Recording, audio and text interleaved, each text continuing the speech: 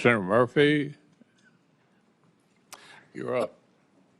Thank you very much, Mr. Chairman. Thank you, Mr. Secretary, for being here today. I wanted to build on some of the questions that Senator Schatz was asking, just to try to build a fact predicate for some of the tough spending decisions we're going to have to make here.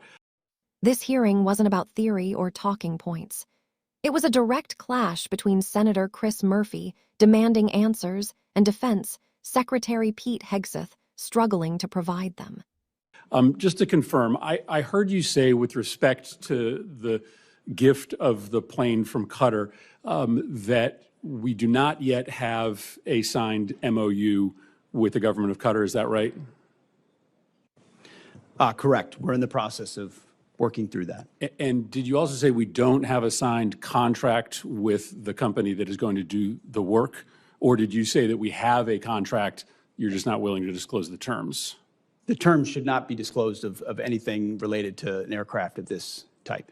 So in 2018, when the contract was signed with Boeing to do the upgrades or the new contracts for Air Force One, the terms of that contract were disclosed. They were made public. In fact, it was the Trump administration that issued a press release giving the total as $3.9 billion. Are you saying this time around, even after you sign the contract, you're not going to make public any of the terms of the contract? I wasn't involved in that previous administration decision, but we're happy to take a look. The Air Force testified before the House that that contract would likely deliver the new Air Force Ones by the 2028 timeframe. It doesn't stand to reason that you will be able to retrofit the plane from Qatar much sooner than 2028. So I'm trying to understand what the gap is that we're trying to fill. If this contract ends up being $500 million and the gap only ends up being 6 months, that doesn't sound like a wise investment for this committee to make. Senator, I would defer to the expertise of the Air Force as far as timing of modifications and when that would happen, but there's also been delay after delay after delay on the Boeing side, so I don't know that's a firm fixed date yet, unfortunately, can be counted on.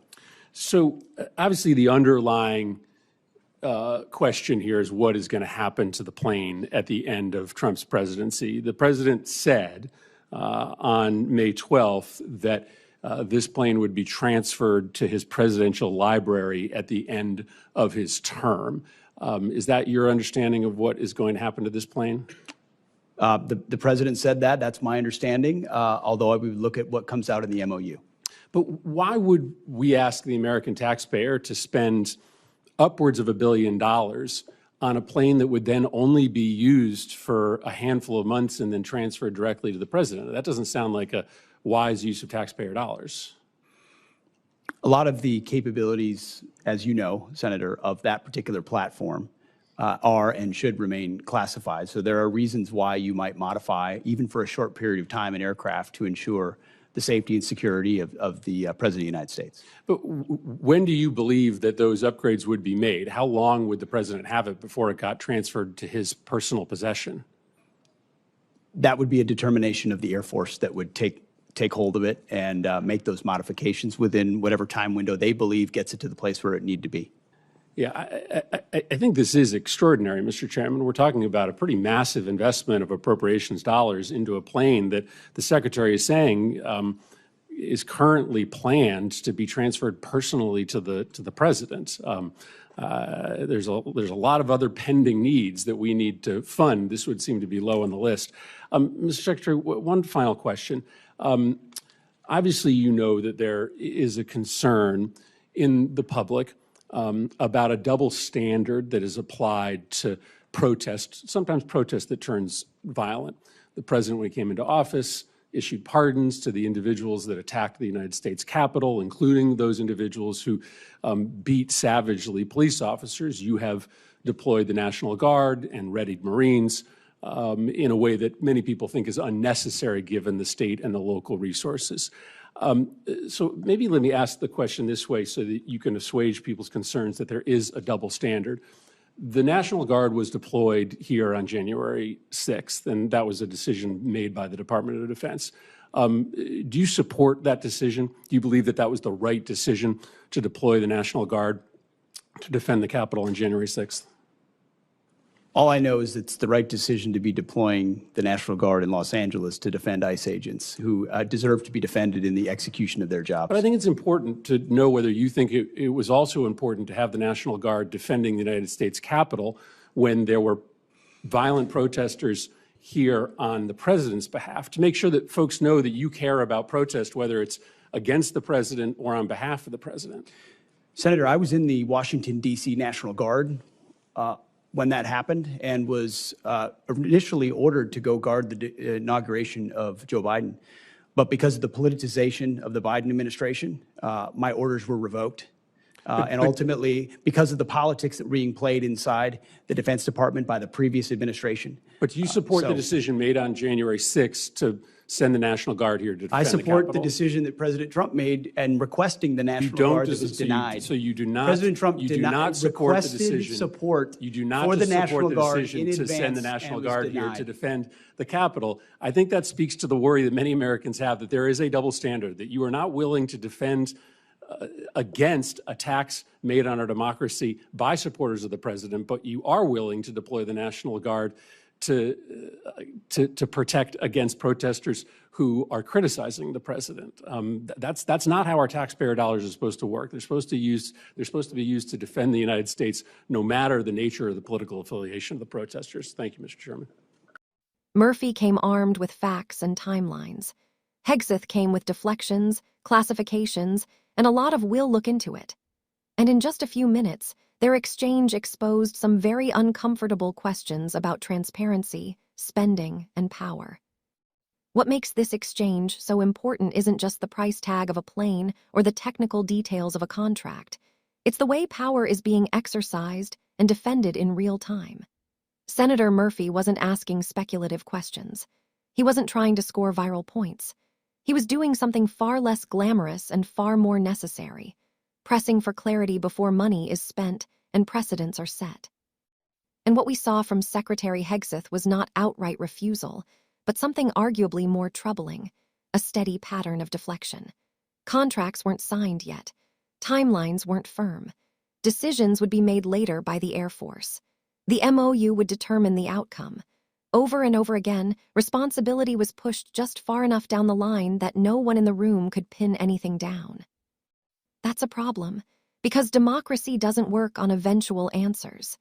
Oversight only works when information is provided before commitments are made, not after the checks are written. The aircraft issue perfectly captures this imbalance.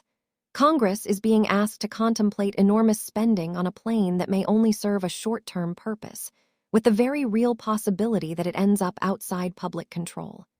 Even if every security justification is legitimate, the absence of firm guarantees, transparent costs, and clear ownership boundaries should give lawmakers pause. Those aren't radical demands. They're baseline expectations in a system that claims to value accountability. And when Murphy widened the lens to address the public's concern about unequal treatment, about who gets leniency and who gets force, that wasn't a pivot. It was the logical extension of the same issue. If government power looks selective, if enforcement appears political, and if explanations are vague when they should be clear, trust erodes. Slowly at first, then all at once. Hegseth's answers didn't reassure on that front either. They relied heavily on institutional process without fully grappling with public perception or precedent. And in moments like this, perception matters. People don't just want to know that decisions were made, they want to know why, by whom, and under what standards. That's why this exchange lingers. It wasn't dramatic, it wasn't explosive, but it was revealing. It showed how easily extraordinary proposals can be normalized when scrutiny is treated as an inconvenience instead of a necessity. It showed how classification can become a reflex rather than a last resort. And it showed why voices like Murphy's, persistent, methodical, and grounded in oversight, still matter, even when they don't get clean answers. Because if Congress doesn't slow these decisions down, if it doesn't insist on transparency before approval, then it isn't just funding a plane, It's funding a precedent, one where public resources are committed first and justified later, one where accountability is deferred instead of demanded. And once that becomes standard practice, it's not just this administration that benefits, it's every future one that learns it can operate the same way. That's why this moment deserves attention. Not because of partisan loyalty or political outrage, but because it speaks directly to how much oversight we're willing to give up in the name of convenience, secrecy, or executive discretion. If you care about how power is used and how it's explained, this is exactly the kind of exchange worth watching closely. And if you think Congress should be asking more questions like these, not fewer, let me know in the comments. Make sure to like the video, subscribe to the channel, and share this with someone who still believes oversight is supposed to mean something.